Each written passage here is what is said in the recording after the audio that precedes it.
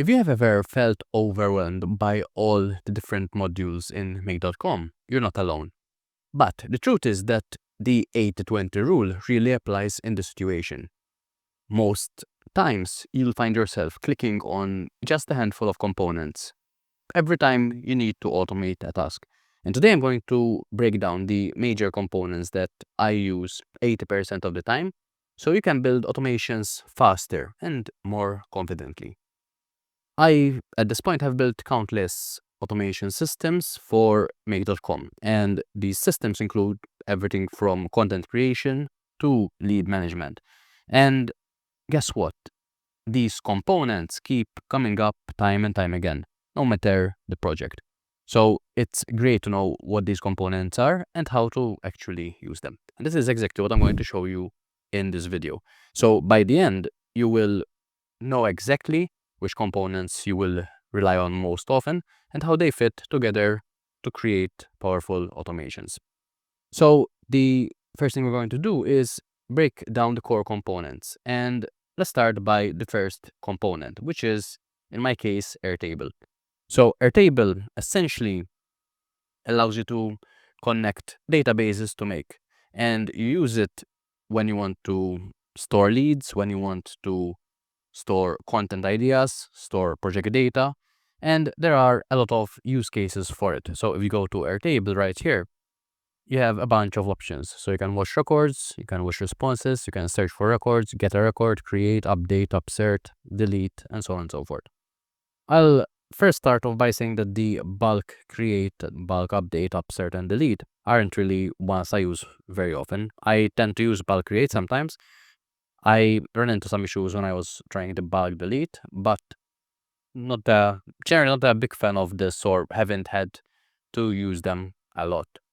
What I generally use the most is search records and get a record when it comes to searching, and then creating and updating when it comes to obviously creating and updating existing records. So it's pretty easy to do. If you're creating a record, you just hit that, you choose your database. So this will pull up all the databases associated with your account. Then let's choose an untitled base. Then you choose your table from within that base. And then you can insert all the information required by that table. If you are searching for a record, it is pretty similar, but you'll need to include the record ID of the base itself. So again, if I go to untitled base here, and I'm searching for records, I can, in this case, choose the table. And once I do, I can choose the view as well, which is handy in many situations. And I can pull specific records or all of them. There's also this formula field where you can enter the column name right here, and then you can match it with anything from any of the previous Make information and variables, which is pretty handy. When it comes to the record ID, that is where the Airtable get a record comes in. So if you're after one specific record, that is where you would use the record ID from Airtable to get that specific record into Make.com. So here, if I go to the same base and then I choose my table,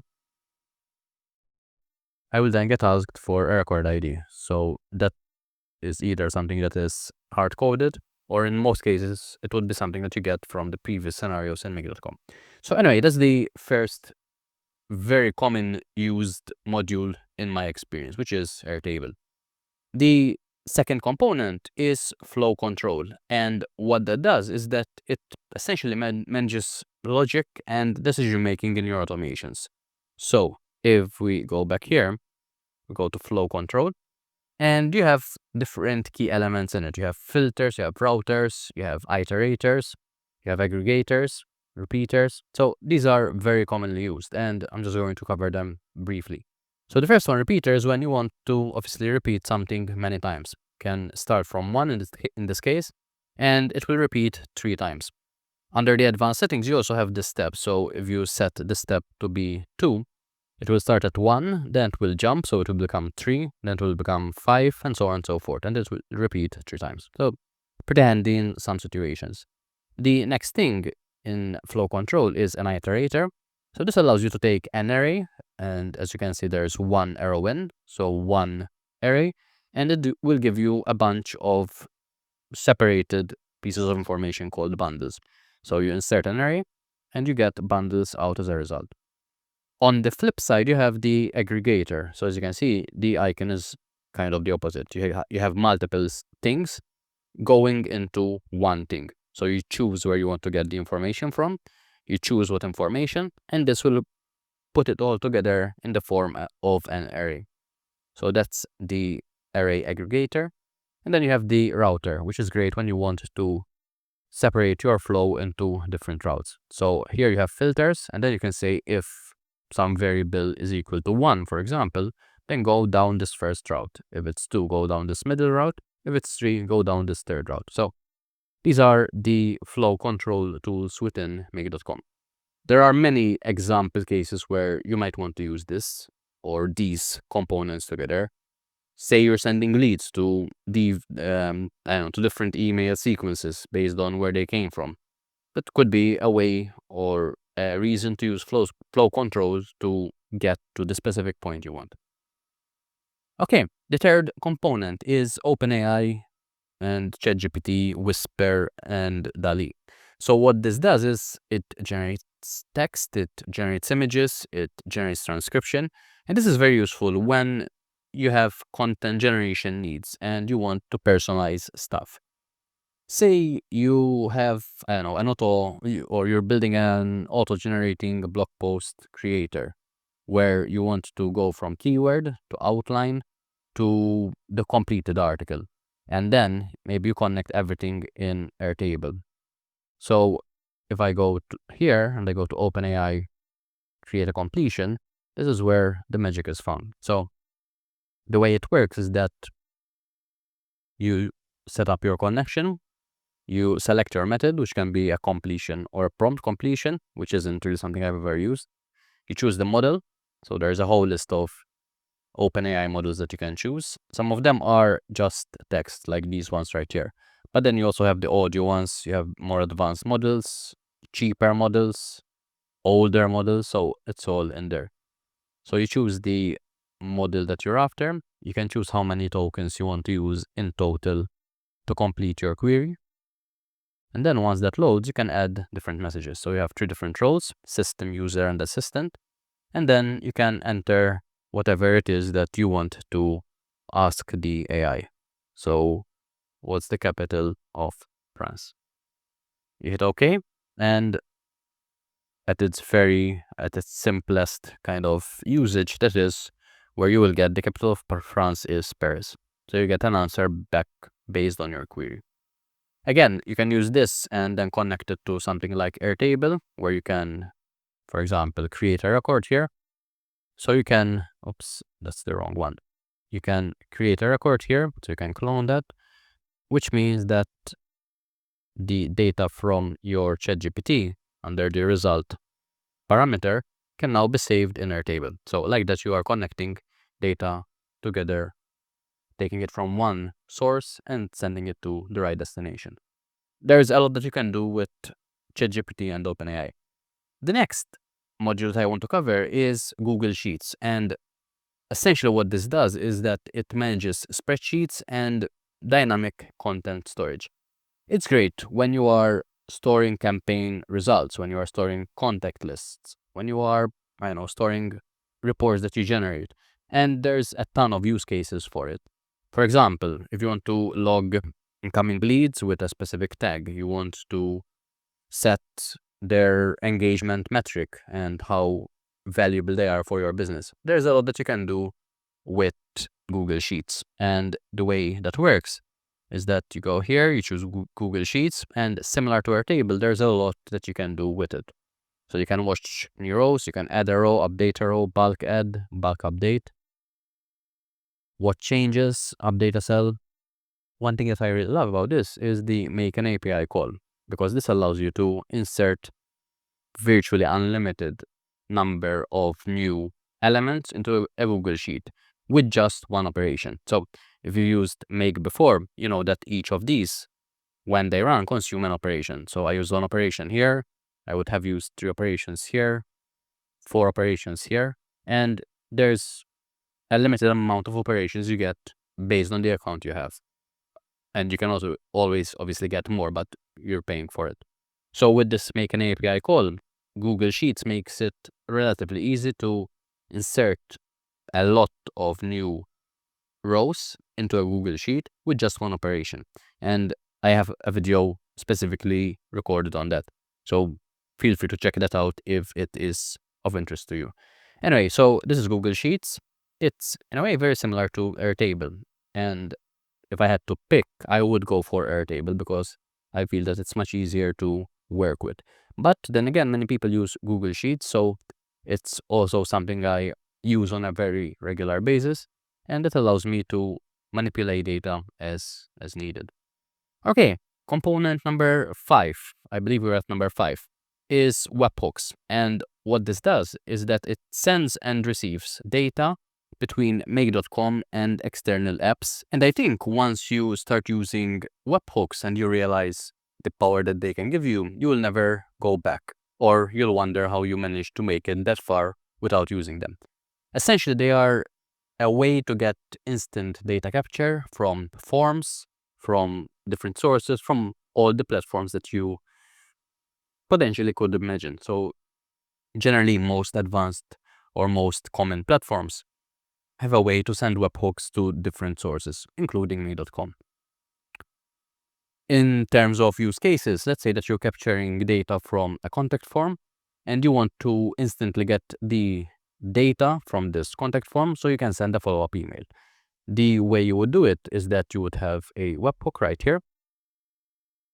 So you create this custom webhook, you can give it a name, and you get this unique URL in make.com. When you copy that and you go back to your form, you paste that in, and any data will then come into Make. So if I were to move this here and I grab the URL from here, I can also mimic what that would look like. So if I go to my browser and I paste in that webhook, you will see that this registered some information. Now, in this case, there was no data sent because I didn't give it any parameters, but I can say name is equal to Kevin. So now if I run this again and I hit enter here, you'll see that I got some data here where name is equal to Kevin. So that is a quick way to run a webhook. And then the good thing is that once you have the data in Make, you can do whatever you want with it. So you can connect it to OpenAI, like we mentioned earlier. You could connect the data to Airtable. So there's a lot you can do once you have the data in Make.com. And a webhook makes that a reality. The 6th component is or are tools. So what this does is that it offers basic, or I would say utilities for formatting and for manipulating data. And you would want to use this when you are adjusting text, dates, numbers within your automations. Let's say that, I don't know, you want to format names properly before sending a personalized email. So in this case, I got the name Kevin, right? But as you saw here, the name is in lowercase. So maybe what I want is for the name to be in uppercase, or maybe the first letter to be capitalized. So if I go to my tools right here, there's a lot of things you could do. So you can get multiple variables, get, increment, set variable, aggregators, transform. One thing I really use is this set multiple variables, and I love it because you can set not just one, but you can set multiple ones rather than having to do this setting multiple times. So you can, obviously there's also that shortcut there, so it's easy to do. But if I were to use this set variable, I would only be able to set one variable. Whereas with this, I can add as many items as I want. And let's say that I want to use or have a variable called proper name here, which in my case will be the name that is passed from the webhook, but in uppercase. So I can use a function like upper, pass the variable name. And now if I were to run this again and just remove that and refresh this, I now get the name, which was Kevin in lowercase, and then I get the uppercase Kevin. In addition to upper, there's a lot of other functions that you can use. So there's length, lower, capitalize, start case. So for example, start case, capitalize the first letter of every word, and lower case is all the rest. So that could be one thing to use. There's upper, which is the one I used. There's replace, which is very often used as well. So there's a lot of functions that you can use on your strings. So this is all found within the tools component in make.com. The next thing and the final thing is the HTTP module, and this is a banger. What it does is it allows you to access custom API calls that aren't natively found within make.com, which means that you can use it to connect to pretty much anything on the internet. When you have advanced integrations, this is what gives you the flexibility to be able to do what you need to do. Let's say you want to pull data from a specialized, analytics tool in a third-party app. The HTTP module is how you would do it. So if you go here, you have HTTP, and you can also make a lot of different types of requests as well. But since we're speaking about the 8-20, the one I use most often are actually two. We have the get a file, which is if I want to download any web page, any image in binary data. The one I'm speaking about is this make a request. So this allows you to connect to any endpoint right here. You choose the method that you want to connect with. You can add headers right here. You can add query strings. You can add stuff in the request body content here. And then you can parse the response as well. And like that, you can connect to basically anything that has an API and get a response back, which is very, very useful. Now, I've spoken about these 7 different components, right? What I want you to think of when it comes to these components is that they are like kitchen tools in a way. You don't need every single gadget in the kitchen to make a great meal. You have a knife, you have a pan, you have a fork, a spatula. They do a lot of work, and they do most of the work. If you had to remove everything else, you would probably be able to get the meal you wanted with just those few tools.